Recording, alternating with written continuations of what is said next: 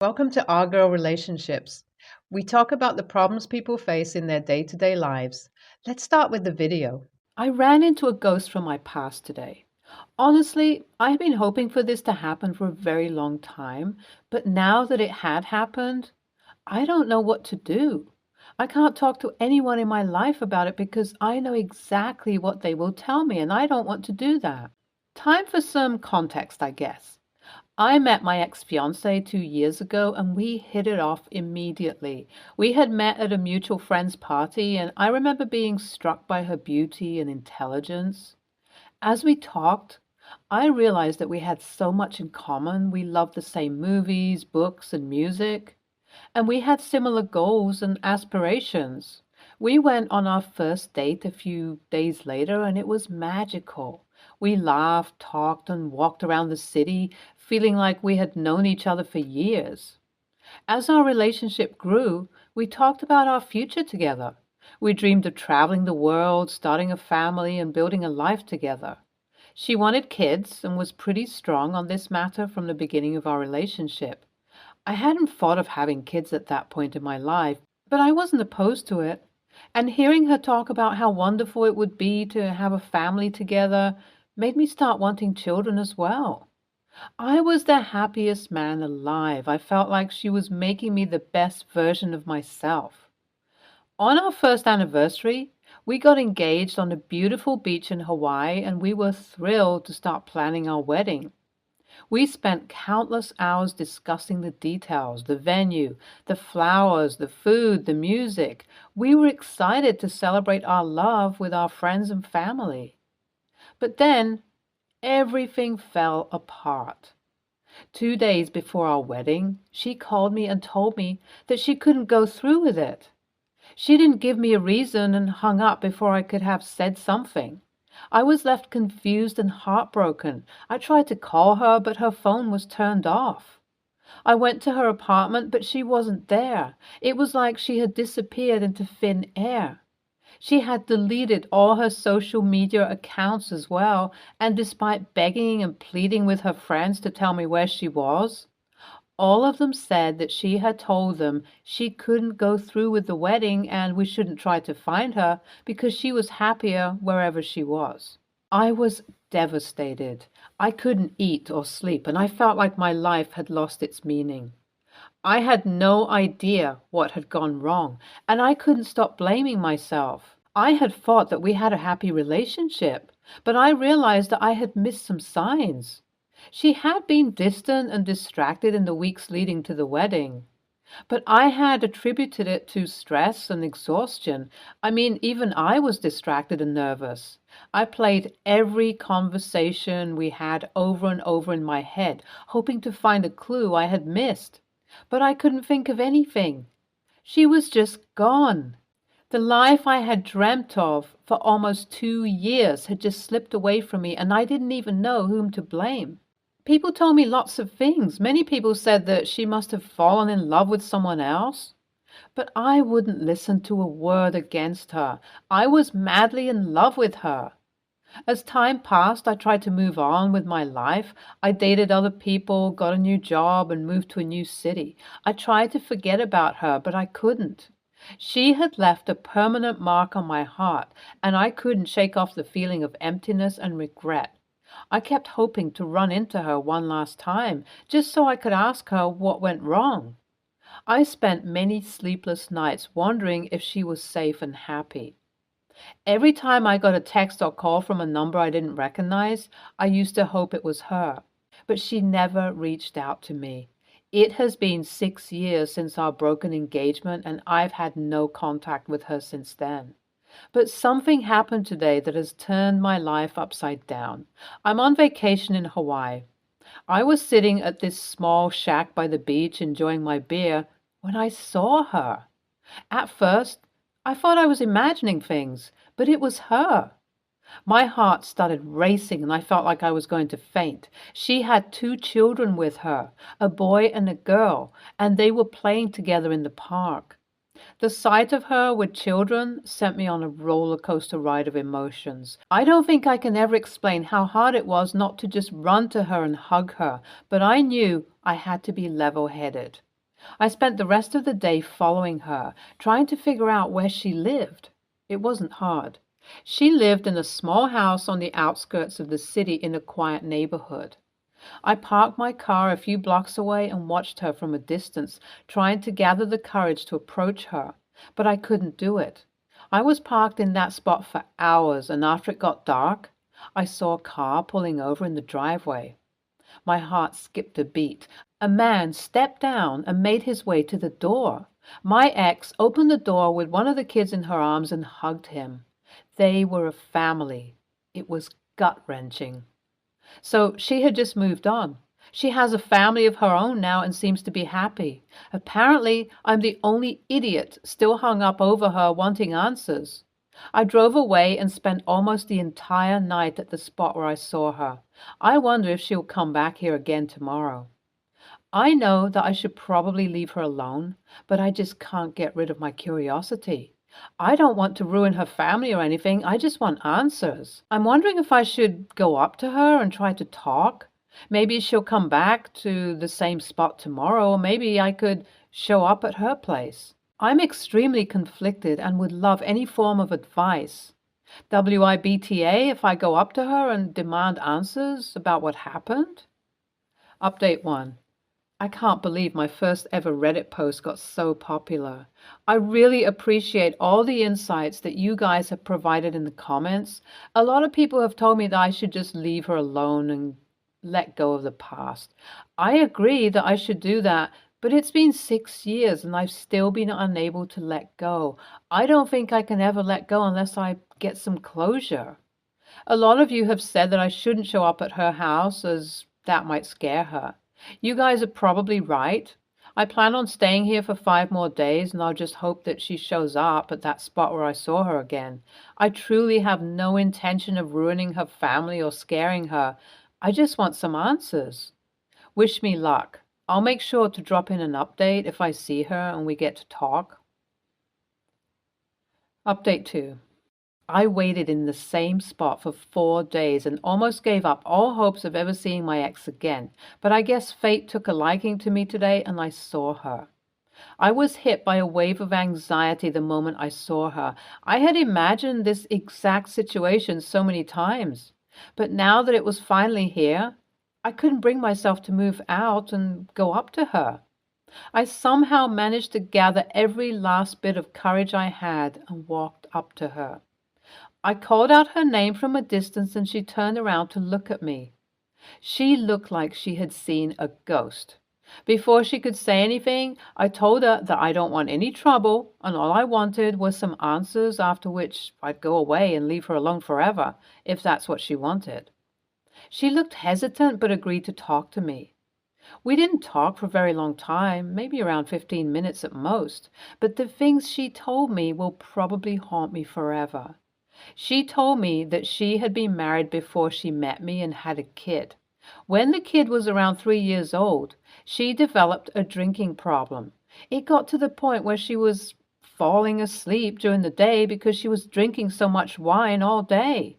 Her husband tried to get her help, but when nothing seemed to be working out, he divorced her and got full custody of the children. After the divorce and losing her kid, she got her drinking under control and tried to get back with her husband, but he didn't trust her. She moved to my city to be away from all the bad memories and then met me. Apparently, the day she left me was the day her ex-husband reached out to her out of the blue. He had somehow found out that she was getting married, and that apparently made him want to give their relationship another shot. She couldn't say no to him and decided to leave me and be with him. They had been together ever since and had another kid. She told me she was really happy with him. She apologized for the way she left and told me that she couldn't face the truth. She said that she did love me, but had to choose her kid. I was still just processing everything she had just said when she told me that she needed to go and said goodbye.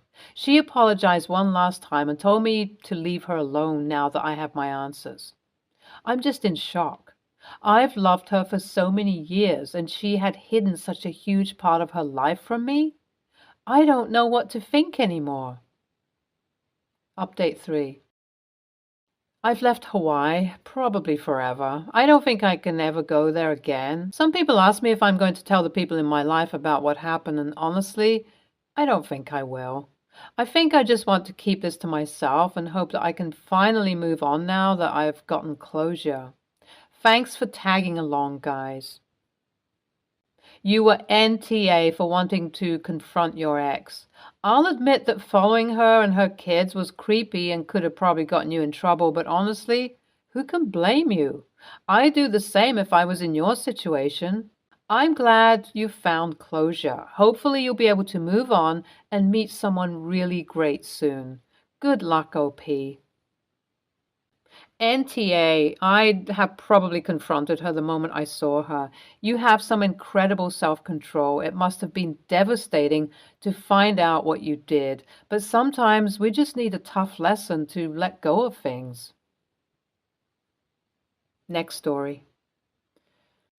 I'm 22, female, and I'm ready to get the heck out of this house. I want to move out, but I've had the same argument with my parents over and over again about leaving. They constantly tell me I'm not allowed to move out, and they do everything they can to fearmonger, guilt trip, and belittle me into staying. So I've already decided that I will be leaving and not telling them as a result of their own actions and behaviors.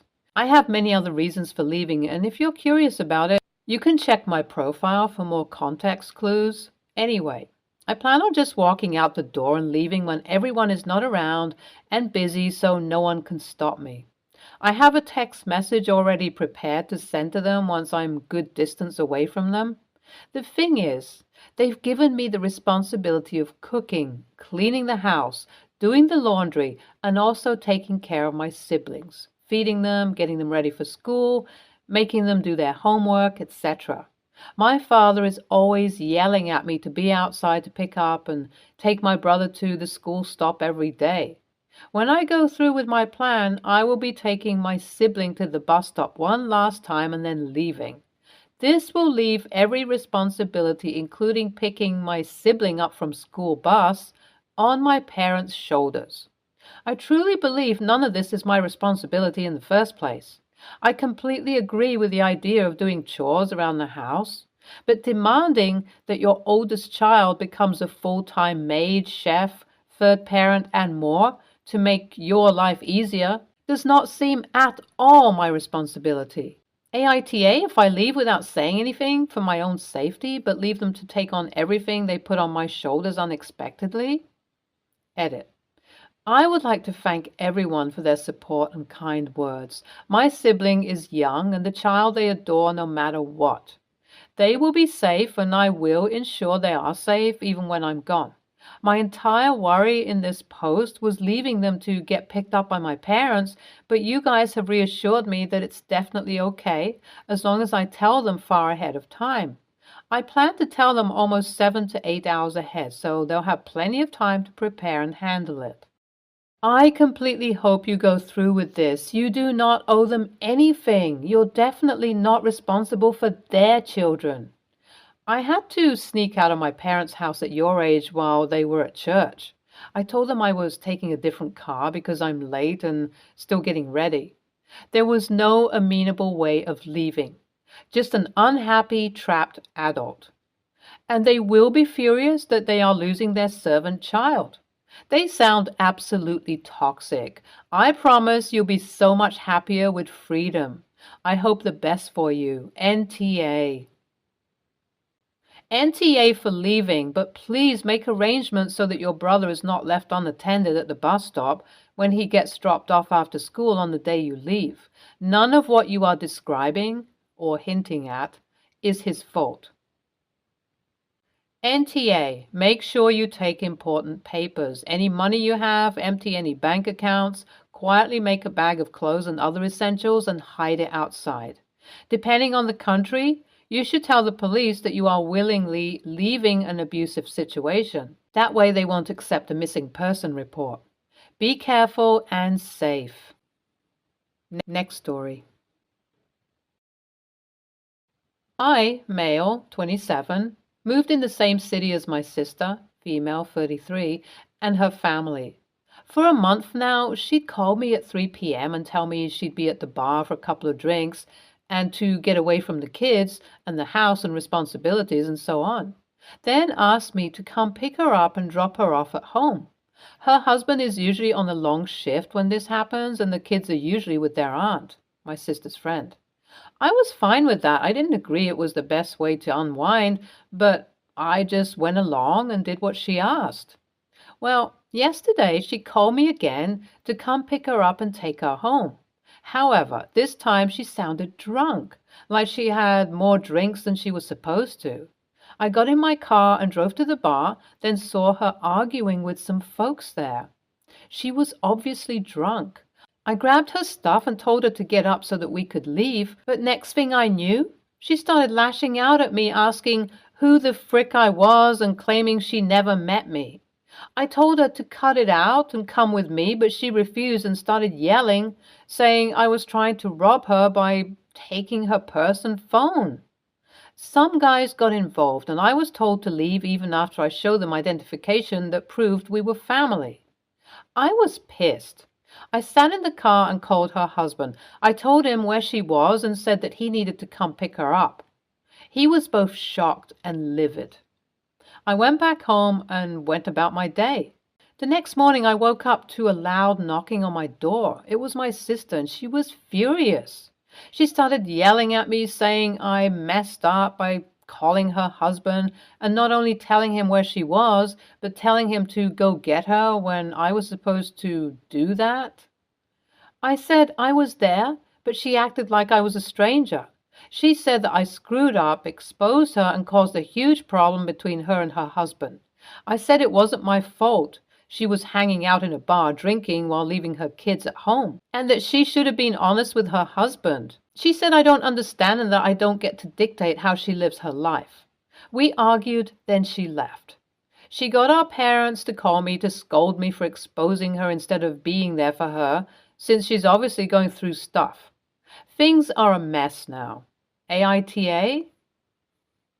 NTA, you can't pick up a grown adult if she refuses to go with you. Calling her husband was the only reasonable thing to do. If she didn't want to reveal her drinking to him, she shouldn't have gotten so drunk that she threw a tantrum and pretended not to know you when you tried to do as she asked. Make sure your parents have the whole story. She probably told them an edited version. Then ask her what the hell you were supposed to do when the bar was forcing you to leave without her, because she wouldn't admit she asked you to come get her. NTA, what did your sister expect you to do? You went to pick her up at her request. Your sister pretended she didn't know you. At that point, your options were 1. Risk getting your nose broken in a bar fight or risk getting arrested for trespassing. 2. Leave her to her own devices. Or 3. Call someone else to pick her up. And her husband was the natural choice. If there's a huge problem between her and her husband, that's the consequence of her getting blackout drunk. And while your sister is right that you don't get to dictate how she lives her life, she can't invite you into her life, pop off in the manner that she did, and then expect you to throw your hands up and do nothing. Your sister sounds like she needs some serious treatment. I hope she gets it in time. NTA, at all. She clearly has a drinking problem, and if she's doing this regularly, she's not taking care of her kids. You've been driving her home for a month. Most people would not agree to act as a free taxi service for a drinker. You have done a lot for her, and she has not appreciated it. Of course, you did nothing wrong when you called her husband. She was drunk, and it's unsafe to be a drunk woman without transportation. She created major problems for you at the bar. You have no choice but to call her husband. You do get to tell her how to live her life when she is asking you to help her do it and causing problems for you with strangers. She's 100% responsible for the problems with her husband. It sounds like she's in denial about how serious her drinking is. Like most people who drink too much, she's not taking responsibility for her behavior. Stay tuned for more stories from our girl relationships.